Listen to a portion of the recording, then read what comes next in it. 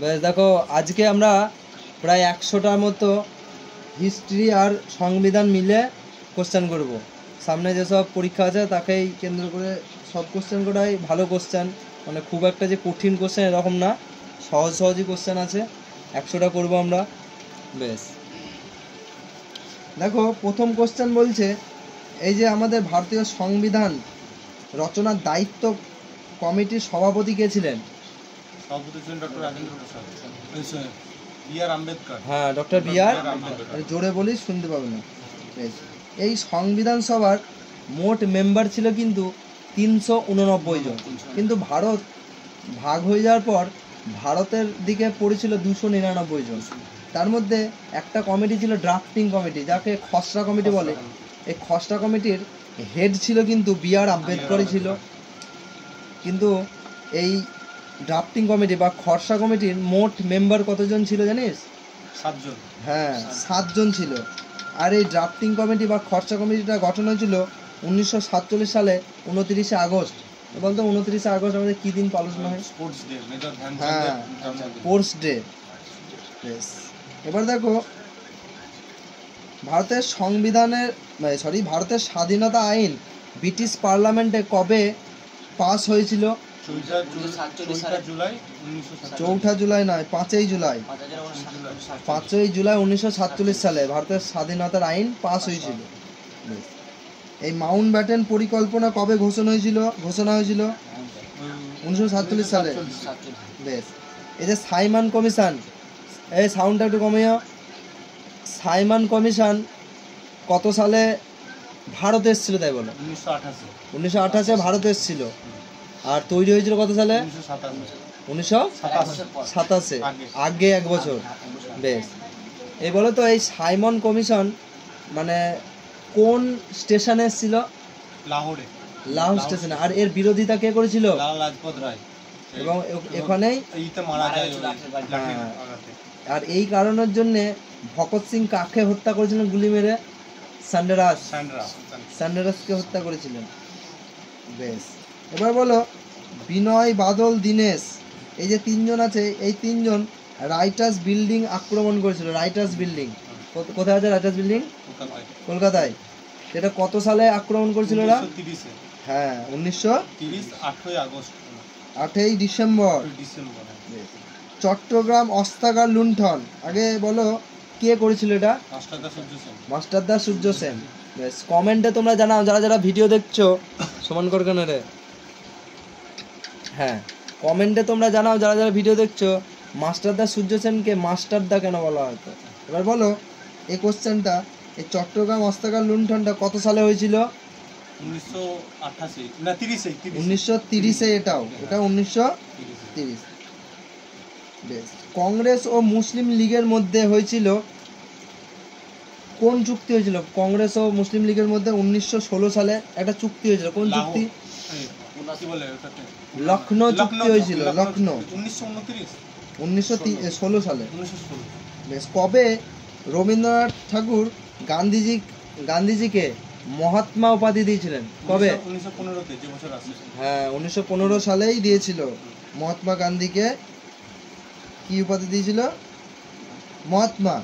এবার বলো 1915 সালে জাপানে পালানোর সময় রাসবিহারী বসু, এই যে রাসবিহারী বসু জাপানে পালানোর সময় কি উপাধি গ্রহণ করেছিলেন? পিএন ঠাকুর। মানে এই উপাধি তো নয়, সরি, ছদ্মনাম। কি ছদ্মনাম গ্রহণ করেছিলেন? পিএন ঠাকুর।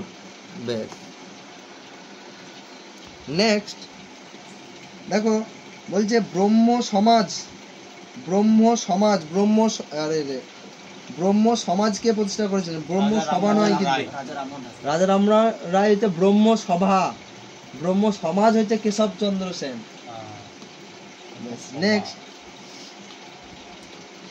বলছে কত সালে এবং কার সময়কালে ভারতের রাজধানী কলকাতা থেকে দিল্লি ট্রান্সফার হয়েছিল?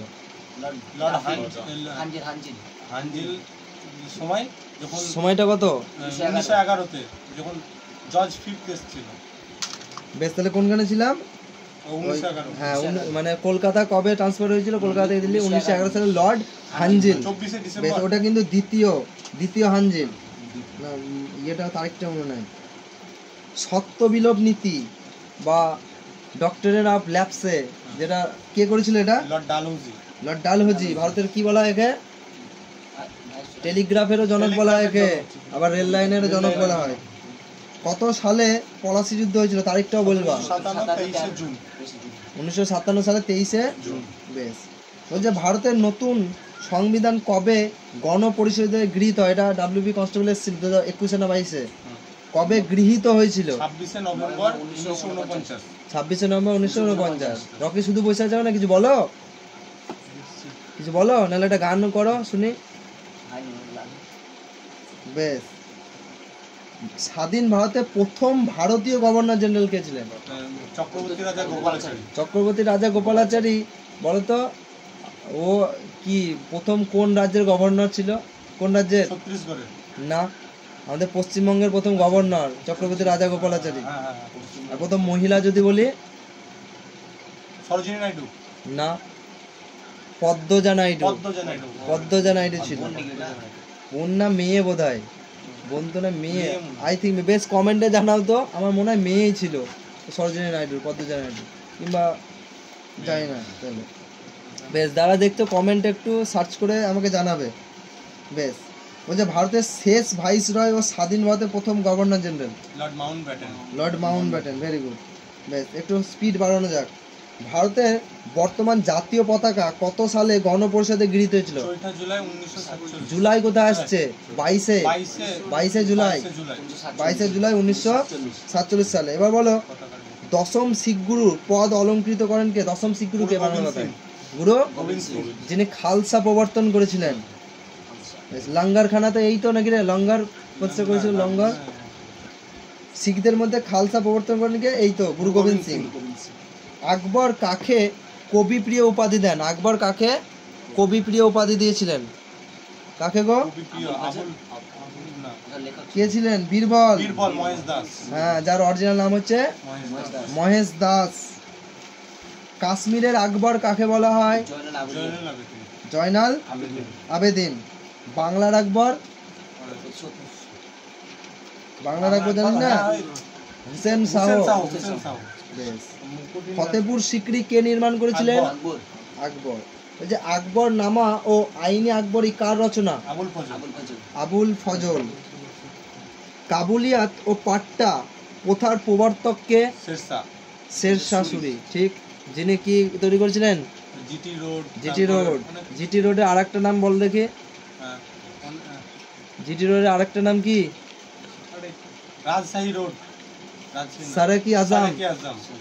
শেরশাহের, এই যে শেরশাহ সূরির প্রকৃত নাম কি? কি খাঁ? ফরিদ খাঁ। বলছে ইংরেজ ইস্ট ইন্ডিয়া কোম্পানি কত সালে প্রতিষ্ঠা হয়েছিল? 1600 খ্রিস্টাব্দে। জাতীয় কংগ্রেস কবে প্রতিষ্ঠা হয়েছিল? 28শে ডিসেম্বর। আর এর প্রথম সভাপতি কে ছিলেন? উমেশচন্দ্র ব্যানার্জি। আর কে তৈরি করেছিলেন? এও হিউম।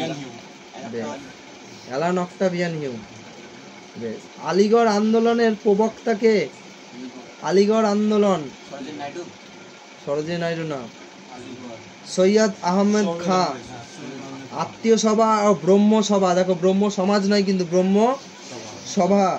ব্রহ্ম সভা আর আত্মীয় সভা কে প্রতিষ্ঠা করেছিলেন? রাজা রামমোহন রায়কে জাতীয়তাবাদের জনক বলা হয়। বেশ। আর রেনেসাঁসের, ভারতের রেনেসাঁসের জনকও বলা হয়। রাজা উপাধিটাকে দ্বিতীয় আকবর দেয়। হ্যাঁ, রাজা উপাধিটা দ্বিতীয় আকবর দিয়েছিলেন। হ্যাঁ, দ্বিতীয় আকবর, সেকেন্ড আকবর। এবার বলো, এশিয়াটিক সোসাইটি কবে এবং কে প্রতিষ্ঠা করেছিলেন? 1817 খ্রিস্টাব্দে ডেভিড হেয়ার। 1817 তো হিন্দু কলেজ। 1817 তো হিন্দু।